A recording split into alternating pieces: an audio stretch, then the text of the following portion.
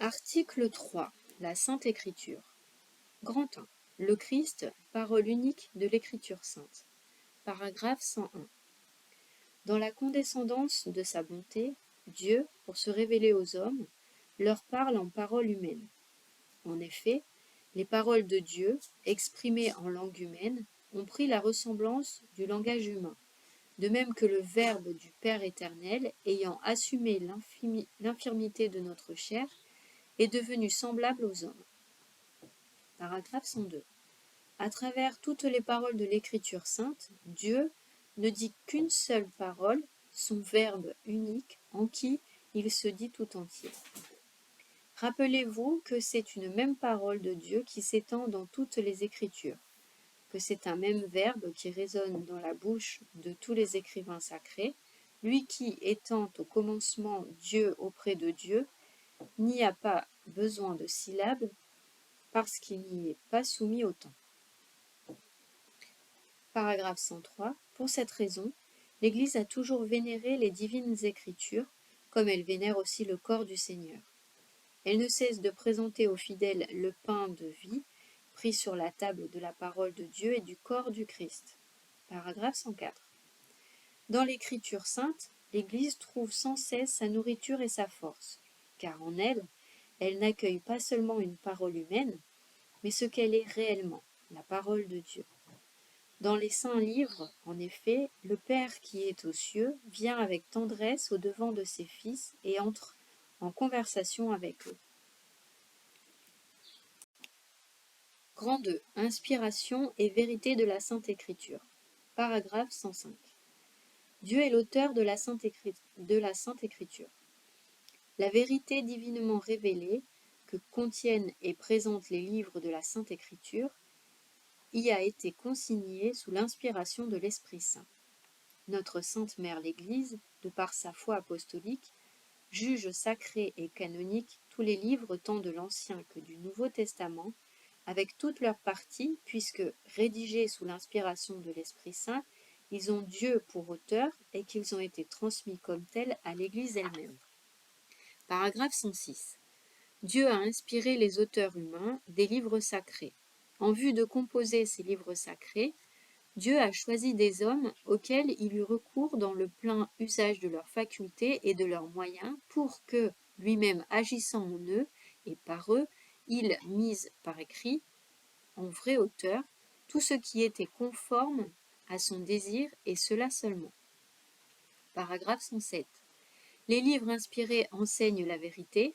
Dès lors, puisque toutes les assertions des auteurs inspirés ou hagiographes doivent être tenues pour assertion de l'Esprit Saint, il faut déclarer que les livres de l'Écriture enseignent fermement, fidèlement et sans erreur la vérité que Dieu a voulu voir consignée pour notre salut dans les lettres sacrées.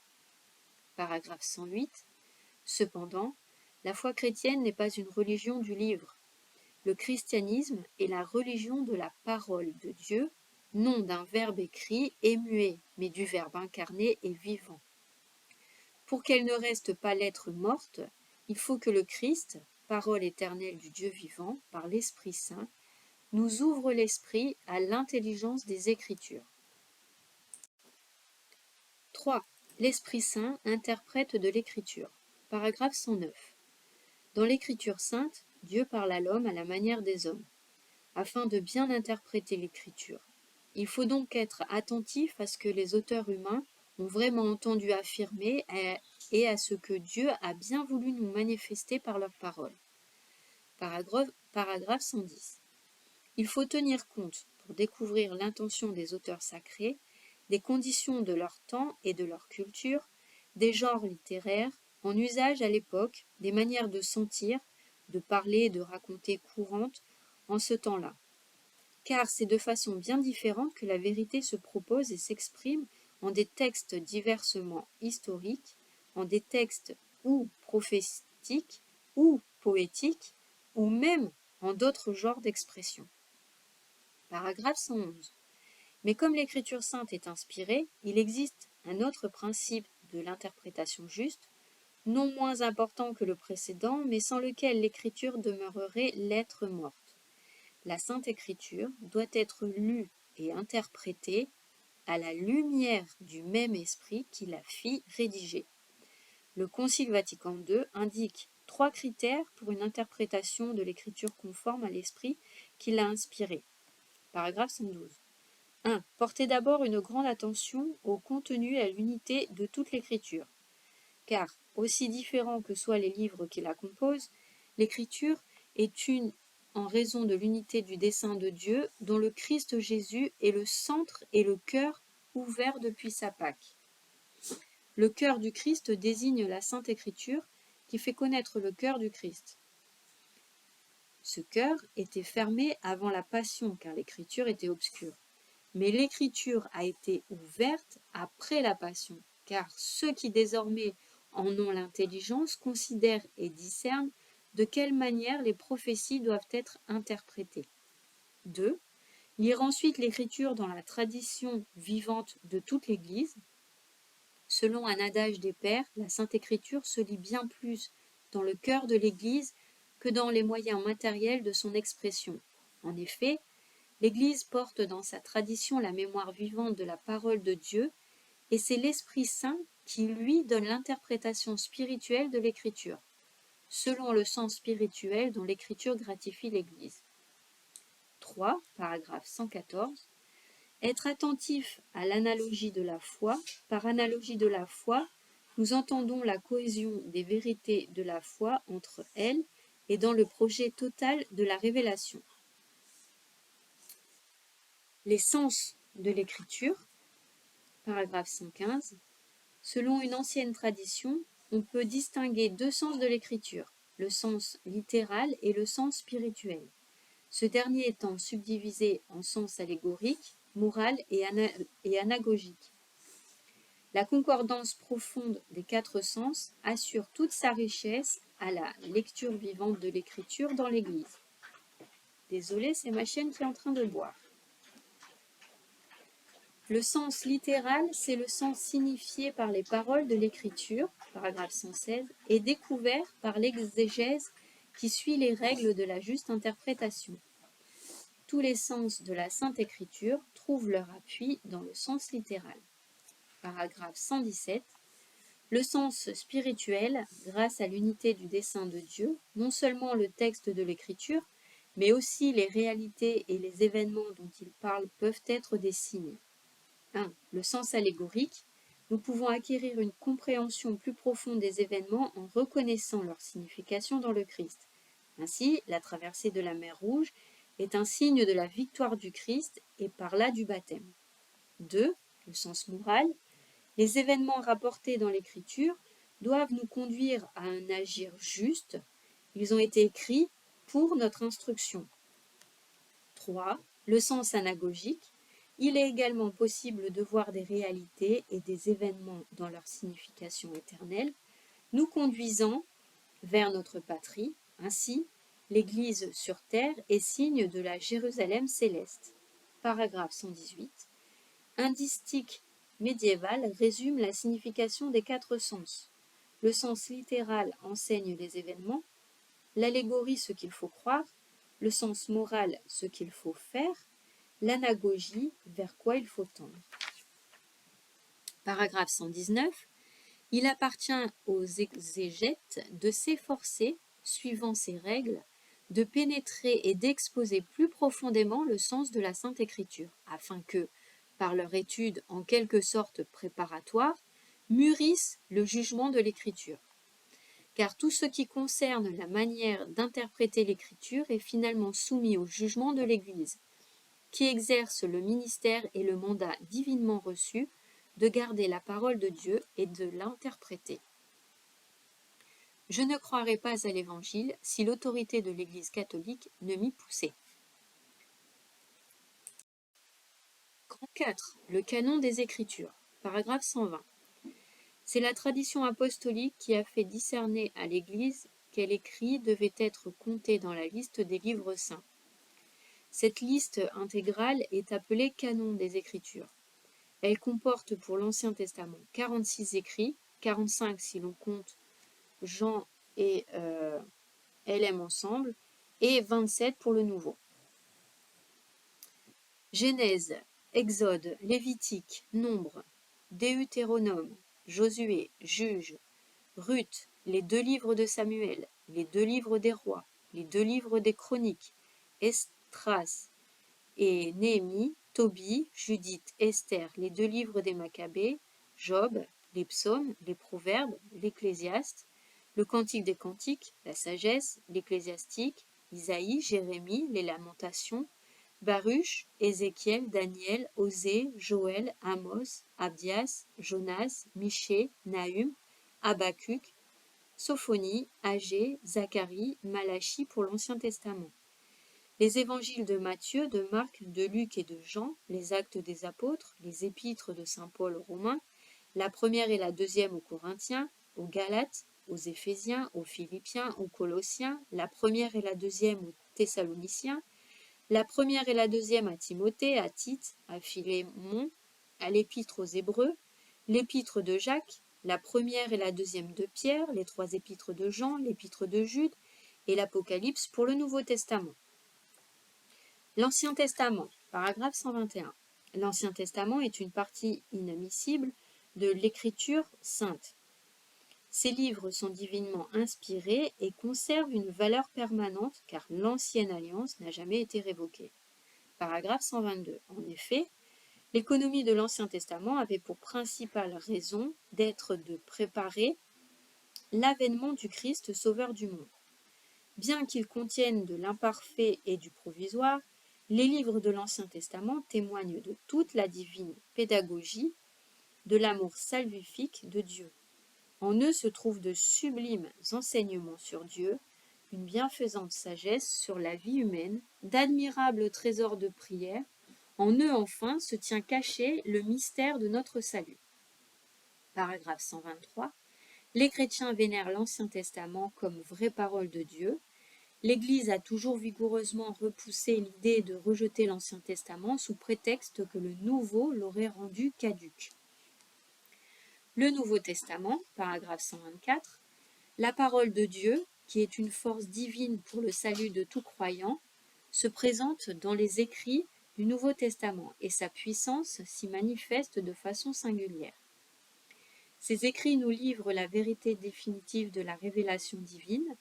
Leur objet central est Jésus-Christ, le Fils de Dieu incarné, ses actes, ses enseignements, sa passion et sa glorification, ainsi que les débuts de son Église sous l'action de l'Esprit Saint. Paragraphe 125. Les évangiles sont le cœur de toutes les Écritures, en tant qu'ils constituent le témoignage par excellence sur la vie et sur l'enseignement du Verbe incarné, notre Sauveur. Paragraphe 126. Dans la formation des évangiles, on peut distinguer 3 étapes. 1. La vie et l'enseignement de Jésus. L'Église tient fermement que les 4 évangiles, dont elle affirme sans hésiter l'historicité, transmettent fidèlement ce que Jésus, le Fils de Dieu, durant sa vie parmi les hommes, a réellement fait et enseigné pour leur salut éternel jusqu'au jour où il fut enlevé du ciel. 2. La tradition orale. Ce que le Seigneur avait dit et fait, les apôtres après son ascension le transmirent à leurs auditeurs avec cette intelligence plus profonde des choses dont eux-mêmes, instruits par les événements glorieux du Christ et éclairés par l'esprit de vérité, jouissaient. 3. Les évangiles écrits. Les auteurs sacrés composèrent donc les 4 évangiles, choisissant certains des nombreux éléments soit oralement, soit déjà par écrit, rédigeant un résumé des autres, ou les expliquant en fonction de la situation des églises, gardant enfin la forme d'une prédication, de manière à nous livrer toujours sur Jésus des choses vraies et sincères. Paragraphe 127. L'évangile quadriforme occupe dans l'Église une place unique, dont témoigne la vénération que la liturgie lui accorde et l'attrait incomparable qu'il a exercé de tout temps sur les saints. Il n'y a aucune doctrine qui soit meilleure, plus précieuse et plus splendide que le texte de l'Évangile. Voyez et retenez ce que notre Seigneur et Maître, le Christ, a enseigné par ses paroles et réalisé par ses actes.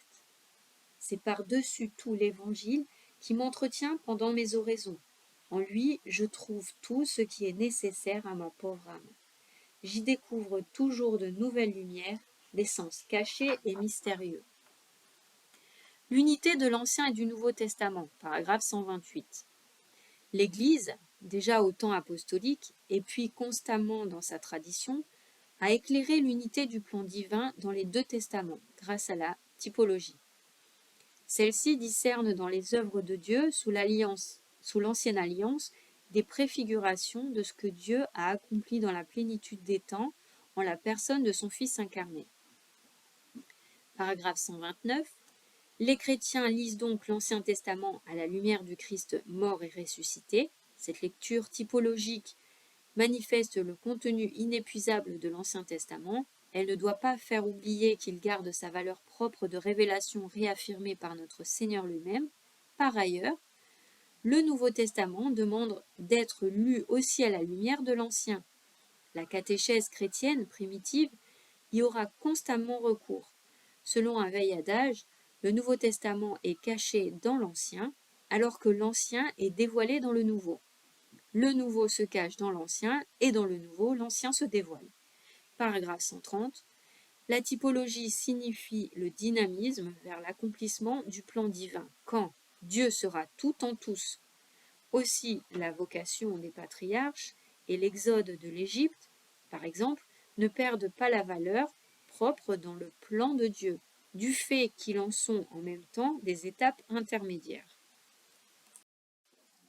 5. La Sainte Écriture dans la vie de l'Église. Paragraphe 131. La force et la puissance que recèle la parole de Dieu sont si grandes qu'elles constituent, pour l'Église, son point d'appui et sa vigueur, et, pour les enfants de l'Église, la force de leur foi, la nourriture de leurs âmes, la source pure et permanente de leur vie spirituelle. Il faut que l'accès à la Sainte Écriture soit largement ouvert aux chrétiens. Paragraphe 132. Que l'étude de la Sainte Écriture soit donc pour la sacrée théologie comme son âme, que le ministère de la parole, qui comprend la prédication pastorale, la catéchèse et toute l'instruction chrétienne ou l'homélie liturgique, doit avoir une place de choix, trouve lui aussi dans cette même parole de l'Écriture une saine nourriture et une saine vigueur. Paragraphe 133. L'Église exhorte instamment et spécialement tous les chrétiens à acquérir par la lecture fréquente des divines écritures la science éminente de Jésus-Christ. En effet, ignorer les écritures, c'est ignorer le Christ. En bref, paragraphe 134, toute l'écriture divine n'est qu'un seul livre, et ce seul livre, c'est le Christ, car toute l'écriture divine parle du Christ, et toute l'écriture divine s'accomplit dans le Christ. Paragraphe 135.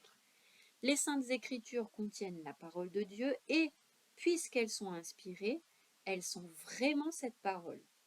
Paragraphe 136. Dieu est l'auteur de l'écriture sainte en inspirant ses auteurs humains. Il agit en eux et par eux. Il donne ainsi l'assurance que leurs écrits enseignent sans erreur la vérité salutaire. Paragraphe 137. L'interprétation des Écritures inspirées doit être avant tout attentive à ce que Dieu veut révéler par les auteurs sacrés pour notre salut. Ce qui vient de l'Esprit n'est pleinement entendu que par l'action de l'Esprit. Paragraphe 138. L'Église reçoit et vénère comme inspirés les 46 livres de l'Ancien et les 27 livres du Nouveau Testament. Paragraphe 139. Les 4 évangiles tiennent une place centrale puisque le Christ Jésus en est le centre. Paragraphe 140. L'unité des deux testaments découle de l'unité du dessein de Dieu et de sa révélation. L'Ancien Testament prépare le Nouveau, alors que celui-ci accomplit l'Ancien. Les deux s'éclairent mutuellement, les deux sont vraies paroles de Dieu. Paragraphe 141. L'Église a toujours vénéré les divines écritures, comme elle l'a fait pour le corps même du Seigneur. Ces deux nourrissent et régissent toute la vie chrétienne. Ta parole est lumière de mes pas, la lampe de ma route.